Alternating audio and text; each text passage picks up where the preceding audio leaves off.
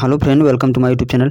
आज के वीडियो में मैं आपके लिए एनटीपीसी ग्रुप डी एग्जाम के लिए टॉप 30 प्रश्न लेकर आया हूं, जो आपकी परीक्षाओं के लिए बहुत ही इंपॉर्टेंट होगा। ये वीडियो का पार्ट नंबर 10 है, ठीक है। यदि आप 1 से 9 तक का वीडियो नहीं देखे हैं तो हमारे वीडियो के डिस्क्रिप्शन में जाकर आप वहाँ से देख सकते हैं, ठीक है।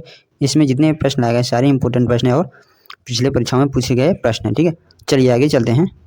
यहाँ पर आपका पहला प्रश्न दिया गया है, निम्नलिखित में से कौन खाने योग्य कवक है, बताइए। फ्रेंड यदि क्वेश्चन का आंसर पता हो तो आप कमेंट बॉक्स में दे सकते हैं, ठीक है। चलिए बताइए। तो राइट आंसर का एगेरिस एक कवक है जो खाने योग्य है या खाने में यूज किया जाता है, ठीक है। तो option number C correct answer हो जाएगा, ठीक है। ये हेल्थ के लिए लाभदायक होता है, ठीक है। और ये मूकर, पेनिसिलियम और राइजोप्स ये खाने योग्य कवक नहीं है, ठीक है। चलिए नेक्स्ट। LSD किससे प्राप्त होता है, बताइए। LSD किससे प्राप्त होता है? तो राइट आंसर हो जाएगा इसका कवक से। LSD जो होता है कवक से प्राप्त होता है, ठीक है। Option number B correct answer हो जाएगा। चलिए इसके इंपॉर्टेंट पॉइंट देख लेते हैं, बहुत ही महत्वपूर्ण प्रश्न है। यहाँ पर दिया गया है LSD जिसका पूरा नाम लिसर्जिक एसिड डाइएथिलेमाइड है, ठीक है। एक रासायनिक पदार्थ है जो इगोर फंगस नामक कवक से प्राप्त होता है। LSD का मुख्य स्रोत इगोर फंगस है जो राई और अन्य अनाज पर उगता है, ठीक है। तो आप इन सभी पॉइंटों को याद रखिए, बहुत ही महत्वपूर्ण है, ठीक है। चलिए नेक्स्ट। रक्त समूह की खोज किसने की थी? ब्लड ग्रुप की खोज किसने की थी, बताइए। तो राइट आंसर होगा कार्ल लैंडस्टीनर, ठीक है। Option number C correct answer. Okay friend, Karl Landsteiner के द्वारा ही ब्लड ग्रुप की खोज की गई थी, ठीक है। तो option number C correct answer हो जाएगा। ध्यान दीजिएगा, बहुत ही इंपॉर्टेंट है। चलिए नेक्स्ट। रक्त का मुख्य कार्य क्या होता है, बताइए। तो राइट आंसर होगा उपयुक्त सभी, ठीक है। परिवहन, प्रोटेक्शन, विनिमय, ठीक है। रक्त का ये सभी कार्य हो जाएंगे, ठीक है। तो option number D correct answer हो जाएगा। ओके चलिए नेक्स्ट। फेफड़ों को ढकने वाले आवरण को क्या कहते हैं, बताइए। फेफड़ों को ढकने वाले आवरण को क्या कहते हैं? तो राइट आंसर होगा प्लूरा, ठीक है। Option number B correct answer. Okay चलिए नेक्स्ट। रघुनाथ मंदिर कहाँ स्थित है, बताइए। कहाँ स्थित है फ्रेंड? तो राइट आंसर जम्मू में, ठीक है। Option number B correct answer. चलिए नेक्स्ट। चाय के उत्पादन में भारत का विश्व में कौन सा स्थान है, बताइए। चाय के उत्पादन में भारत का विश्व में कौन सा स्थान है? तो राइट आंसर हो जाएगा दूसरा, ठीक है। चाय के उत्पादन में भारत जो है दूसरे नंबर पर है। Option number B correct answer.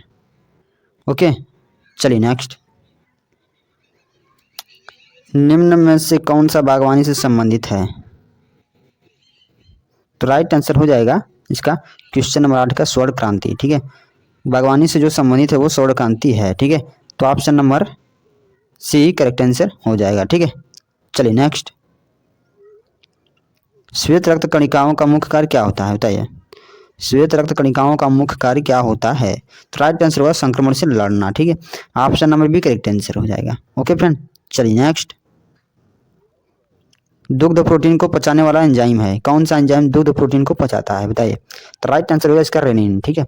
Option number C correct answer. Okay friend चलिए नेक्स्ट। अधिकतम पोषक तत्व रक्त में कहाँ से अवशोषित किए जाते हैं? ये भी प्रश्न बहुत इंपॉर्टेंट है, बताइए।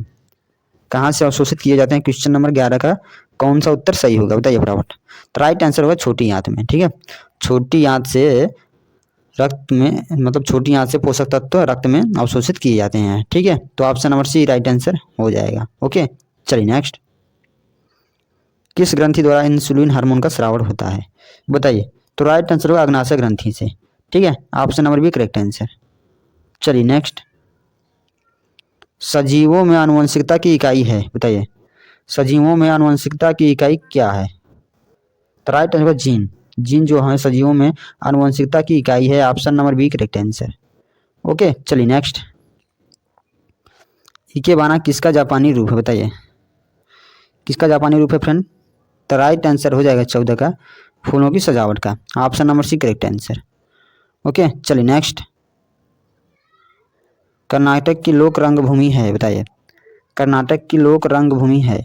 राइट आंसर हो जाएगा Yakshagana. Option number B correct answer. Okay चलिए नेक्स्ट। प्रोटीन का पाचन कहाँ से प्रारंभ होता है, बताइए। प्रोटीन का पाचन कहाँ से प्रारंभ होता है? फटाफट कमेंट कीजिए। तो राइट आंसर उदर से, ठीक है। Option number D correct answer. Okay चलिए नेक्स्ट। सूर्योदय और सूर्यास्त के समय वायुमंडल में लालिमा किस कारण छा जाती है, बताइए। ये भी प्रश्न बहुत ही इंपॉर्टेंट है, साइंस से संबंधित प्रश्न है, वेरी वेरी इंपॉर्टेंट, बताइए। तो राइट आंसर हो जाएगा प्रकाश के प्रकीर्णन से, ठीक है। Option number D correct answer. Okay friend, सूर्योदय एवं सूर्यास्त के समय वायुमंडल में लालिमा छा जाती है और प्रकाश के प्रकीर्णन के कारण ही ऐसा होता है, ठीक है। चलिए नेक्स्ट। इंद्रधनुष के किस रंग का विक्षेपण अधिक होता है? इंद्रधनुष के किस रंग का विक्षेपण अधिक होता है, बताइए। बताइए फ्रेंड। तो राइट आंसर हो जाएगा इसका बैगनी का, ठीक है। बैगनी का विक्षेपण बहुत अधिक होता है, ठीक है। तो option number A correct answer. Okay चलिए नेक्स्ट। किसके मौजूदगी के कारण शरीर के भीतर रक्त जमता नहीं है, बताइए। किसके मौजूदगी के कारण रक्त नहीं जमता है, फटाफट कमेंट कीजिए। तो राइट आंसर होगा हिपैरिन की उपस्थिति के कारण रक्त में थक्का नहीं बनता है, ठीक है। तो चलिए option number D correct answer हो जाएगा इस प्रश्न का। ओके चलिए नेक्स्ट।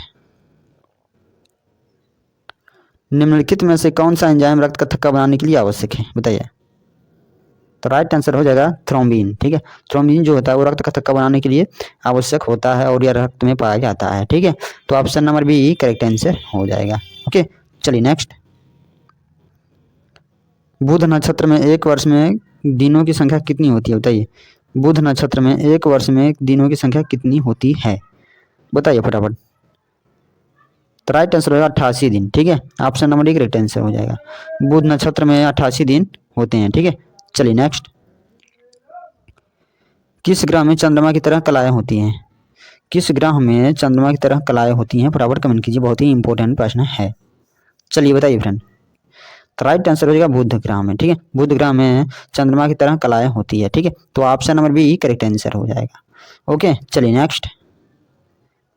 अशोक के काल में कौन सी लिपि दक्षिण भारत में प्रवर्तित हुई थी, बताइए। बताइए फ्रेंड। तेज के Brahmi, option number A correct answer. Okay चलिए नेक्स्ट। विश्व में कॉफी का अधिकतम उत्पादन किस देश में होता है, बताइए। किस देश में होता है? 24 का राइट आंसर होगा कोलंबिया में। Option number D correct answer.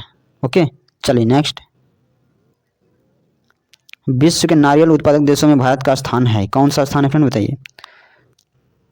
24-25 का कौन सा उत्तर सही होगा? तो राइट आंसर होगा तृतीय क्षेत्र, ठीक है। तो ऑप्शन नंबर मतलब तृतीय स्थान है, ठीक है। विश्व में नारियल उत्पादक देशों में भारत का जो स्थान है वो तृतीय है, ठीक है। यहाँ पर तृतीयक रहेगा, सॉरी तृतीय रहेगा, ठीक है। तो यहाँ पर option number C correct answer हो जाएगा। ओके फ्रेंड चलिए नेक्स्ट। किस तापमान पर जल का घनत्व अधिकतम होता है, बताइए। तो राइट आंसर होगा 4 डिग्री सेल्सियस पर, ठीक है। Option number D correct answer. Okay चलिए नेक्स्ट। वासुदेव कृष्ण की पूजा सर्वप्रथम किसने प्रारंभ की थी? तो राइट आंसर होगा सातवनों ने, ठीक है। सातवतों ने प्रारंभ की थी, ठीक है। सातवतों ने प्रारंभ की थी। Option number A correct answer हो जाएगा। ओके चलिए नेक्स्ट। यहाँ पर नेक्स्ट प्रश्न आपका, मनुष्य के शरीर में पाचन मुख्यतः कहाँ पर होता है, बताइए। तो राइट आंसर छोटी आंत में, ठीक है। राइट आंसर हो जाएगा छोटी आंत में पाचन होता है। तो option number B correct answer. Okay चलिए नेक्स्ट। सबसे पहले डीएनए को किसने अलग किया था, बताइए।